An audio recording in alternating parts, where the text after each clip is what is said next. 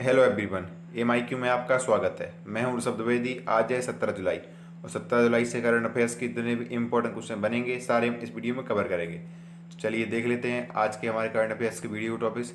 Video में सबसे पहले हम एक रिवीजन क्विज को डिस्कस करेंगे जो पिछले वीडियो के क्वेश्चन से रिलेटेड होगा। फिर हम आज के करंट अफेयर्स के MCQs को सॉल्व करेंगे, एक स्टेट और एक कंट्री भी डिस्कस करेंगे। वीडियो के लास्ट में मैं आपसे क्वेश्चन पूछूंगा जिसका आंसर आपको कमेंट बॉक्स में बताना है। चलिए शुरू करते हैं आज का हमारा रिवीजन क्विज का पहला क्वेश्चन है, who has been named as von Karman award 2020। अभी हाल ही में किसे बोन करमन अवार्ड 2020 के लिए नामित किया गया है। अगला क्वेश्चन है, we have observe world youth skill day on. अभी हाल ही में वर्ल्ड यूथ स्किल डे मनाया गया, यह किस तारीख को मनाया गया है। अगला क्वेश्चन है, who has purchase 7.7% stake in Reliance Industries. अभी हाल ही में किसके द्वारा रिलायंस इंडस्ट्रीज में 7.7% हिस्सेदारी खरीदी गई है। अगला क्वेश्चन है, butterfly bird is associated with which sport. जो बटरफ्लाई बर्ड है वह किस खेल से जुड़ा है। अगला क्वेश्चन है, who has been honoured with global humanitarian award 2020। अभी हाल ही में किसे ग्लोबल ह्यूमैनिटेरियन अवार्ड 2020 से सम्मानित किया गया है। चलते हैं रिबन कुछ के आंसर देख लेते हैं। जो बोन कर्मन अवार्ड है उसे जो इसरो के हेड हैं के सिवान को बोन कर्मन अवार्ड 2020 के लिए नामित किया गया है और यह अवार्ड पेरिस में 2021 में आयोजित किए जाएंगे।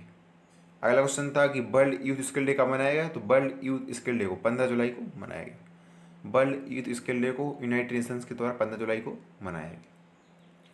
रिलायंस इंडस्ट्रीज में गूगल ने 7.7% की हिस्सेदारी खरीदी है।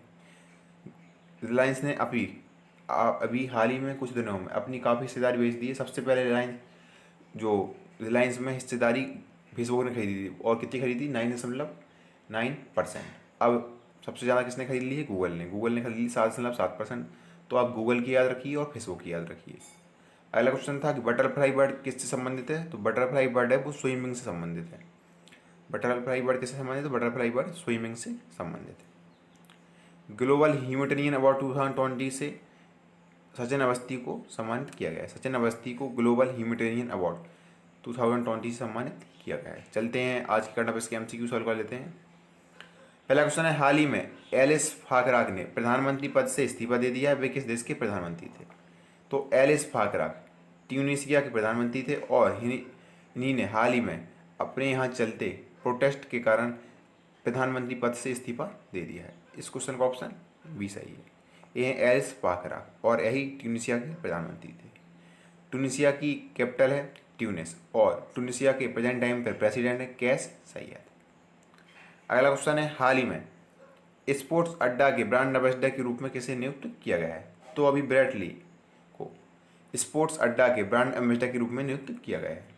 इस क्वेश्चन का ऑप्शन बी सही है। ब्रेटली ऑस्ट्रेलिया के एक क्रिकेट प्लेयर है और इन्हीं को अभी हाल ही में स्पोर्ट्स अड्डा के ब्रांड एम्बेसडर के रूप में नियुक्त किया गया है। अगला क्वेश्चन है, हाल ही में किसे ADB के उपाध्यक्ष के रूप में नियुक्त किया गया है। तो अभी अशोक लवासा को ADB के उपाध्यक्ष के रूप में नियुक्त किया गया है। इस क्वेश्चन का ऑप्शन बी सही है। ये है अशोक लवासा और इन्हीं को ADB यानी एशियन डेवलपमेंट बैंक के उपाध्यक्ष के रूप में नियुक्त किया गया है।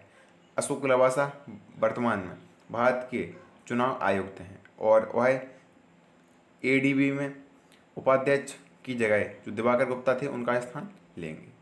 बात ADB की है तो ADB का हेडक्वार्टर है फिलीपींस की मनीला में। ADB में प्रेजेंट टाइम में 68 देश शामिल हैं और अभी ADB के जो अध्यक्ष हैं वो हैं जापान के असाकुतो मस्कावा। अगला क्वेश्चन है, हाल ही में किस मंत्रालय ने शिक्षा दिशा निर्देश प्रज्ञाता जारी किए हैं।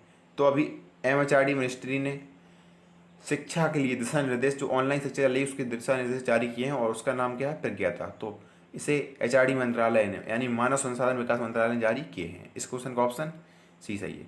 मानव संसाधन विकास मंत्रालय के द्वारा इन गाइडलाइंस को जारी किया गया है ताकि जो 1 से 8 तक के जो ऑनलाइन सत्र और जो 9 से 12 तक के ऑनलाइन सत्र आयोजित किए जा रहे हैं उनकी जो कक्षाएँ हैं, उनकी जो क्लास लग रही हैं उन पर नियंत्रण किया जा सके। अगला क्वेश्चन है, हाल ही में कौन सा राज्य प्रधानमंत्री स्वनिधि योजना को लागू करने में प्रथम पर रहा है? तो अभी मध्य प्रदेश प्रधानमंत्री स्वनिधि योजना को लागू करने में प्रथम स्थान पर रहा है। इस क्वेश्चन का ऑप्शन बी सही है। मध्य प्रदेश के सीएम ने अपने राज्य में प्रधानमंत्री स्वनिधि योजना को काफ़ी अच्छे से लागू किया है। प्रधानमंत्री स्वनिधि योजना को स्ट्रीट वेंडर के लिए चलाया गया था। इस योजना में वर्तमान में राज्य में 378 नगरीय निकायों को लाभान्वित किया जा रहा है।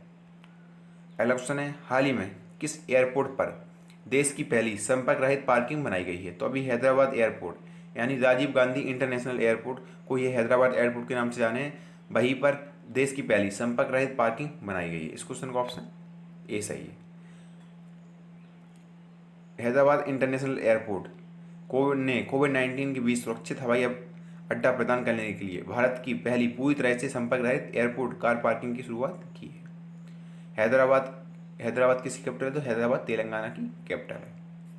अगला क्वेश्चन है, हाल ही में अंजी खाद ब्रिज का निर्माण किस नदी पर किया गया है? तो अंजी खाद ब्रिज जम्मू कश्मीर में चिनाब नदी पर बनाया गया है। इस क्वेश्चन का ऑप्शन बी सही है। ये अंजी खाद ब्रिज और इसे जम्मू कश्मीर में चिनाब नदी पर बनाया गया है। रेल मंत्री पीयूष गोयल ने जम्मू कश्मीर में कटरा और रियासी को जोड़ने वाले भारत के पहले केबल रेल पुल, यह भारत का पहला केबल रेल पुल है, अंजी खाद के निर्माण की जानकारी साझा की है। इस पुल को कोंकण रेलवे कॉरपोरेशन लिमिटेड द्वारा विकसित किया गया है। यह पुल उधमपुर श्रीनगर बारामूला रेल लिंक परियोजना का एक भाग है। बात जम्मू कश्मीर की है तो जम्मू कश्मीर को 31 अक्टूबर 2019 को एक यूनियन टेरिटरी का दर्जा दिया गया था और जम्मू कश्मीर जब राज्य था तो उसके अंतिम राज्यपाल थे सत्यपाल मलिक और प्रेजेंट टाइम में जम्मू कश्मीर के उपराज्यपाल कौन है? गिरीश चंद्र मुर्मू। अगला क्वेश्चन है, हाल ही में AAI ने नागरिक उड्डयन क्षेत्र में सहयोग के लिए किसके साथ साझेदारी की है? तो AAI यानी एयरपोर्ट अथॉरिटी ऑफ इंडिया ने BEL के साथ साझेदारी की है। इस क्वेश्चन का ऑप्शन ए सही है।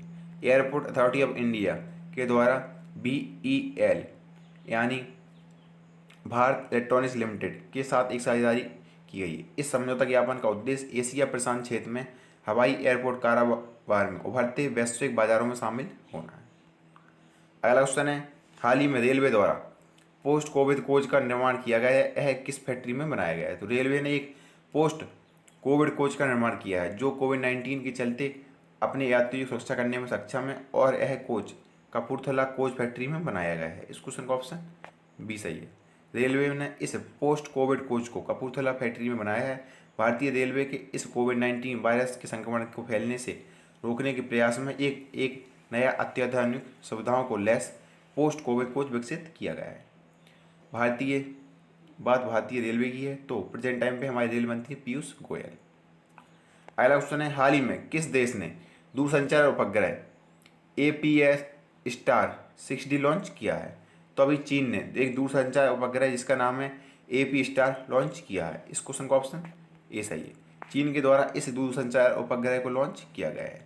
चीन ने अपने सियानजिंग सैटेलाइट लॉन्च सेंटर से लॉन्ग मार्च 3B कैरियर रॉकेट के जरिए इस दूरसंचार उपग्रह को लॉन्च किया है। बात चीन की है तो चीन की कैपिटल क्या है? बीजिंग और यहाँ के प्राइम मिनिस्टर कौन है? सी जिनपिंग। अगला क्वेश्चन है, हाल ही में किसके द्वारा रक्षा विनिर्माण प्रौद्योगिकी सम्मेलन का उद्घाटन किया गया है? तो अभी श्रीपद यसो नायक ने रक्षा विनिर्माण प्रौद्योगिकी सम्मेलन का उद्घाटन किया है। इस क्वेश्चन का ऑप्शन बी सही है। ये है श्रीपद यसो नायक और इन्हीं के द्वारा इस रक्षा विनिर्माण प्रौद्योगिकी सम्मेलन के 5वें संस्करण का उद्घाटन किया गया है। श्रीपद यसो नायक हमारे रक्षा राज्य मंत्री हैं। अगला क्वेश्चन है, हाल ही में किसे infra business of the year पुरस्कार से सम्मानित किया गया है? तो अभी वेद प्रकाश दुडेजा को infra business of the year पुरस्कार से सम्मानित किया गया है। इस क्वेश्चन का ऑप्शन बी सही है। ये है वेद प्रकाश दुडेजा और इन्हीं को rail infra and mobility business digital awards द्वारा सम्मानित किया गया है। आज हम स्टेट में मिजोरम को डिस्कस करेंगे। ये मैप में मिजोरम का जो बॉर्डर है वह त्रिपुरा, आसाम और मणिपुर के साथ शेयर होता है। मिजोरम का इंटरनेशनल बॉर्डर इसके एक तरफ है म्यांमार और इसके एक तरफ क्या है? बांग्लादेश। मिजोरम की कैपिटल क्या है? मिजोरम की कैपिटल है आइजोल। यहाँ के जो सीएम है उनका नाम है पूजवाराम थंगा और यहाँ के गवर्नर है PS श्रीधरन पिल्लई। मिजोरम में विधानसभा की 40 सीटें हैं, लोकसभा की 1, राज्यसभा की 1 सीट है। मिजोरम में रिवर में 12 रिवर इम्पोर्टेंट है और मिजोरम में ही चाबहार कोट फेस्टिवल भी मनाया जाता है। कंट्री में आज हम नेपाल को डिस्कस करेंगे। ये मैप में नेपाल, नेपाल की एक तरफ है चाइना और इस नेपाल की एक तरफ क्या है, इंडिया। नेपाल की कैपिटल है काठमांडू। यहाँ के जो प्राइम मिनिस्टर वो है KP शर्मा ओली। प्रेसिडेंट कौन है, विद्यादेवी भंडारी। और यहाँ की करेंसी क्या है, नेपाली रुपया। नेपाल के काठमांडू में सार्क का हेडक्वार्टर भी है और नेपाल का बॉर्डर उत्तर प्रदेश, उत्तराखंड, बिहार, सिक्किम भारतीय राज्यों के साथ शेयर होता है।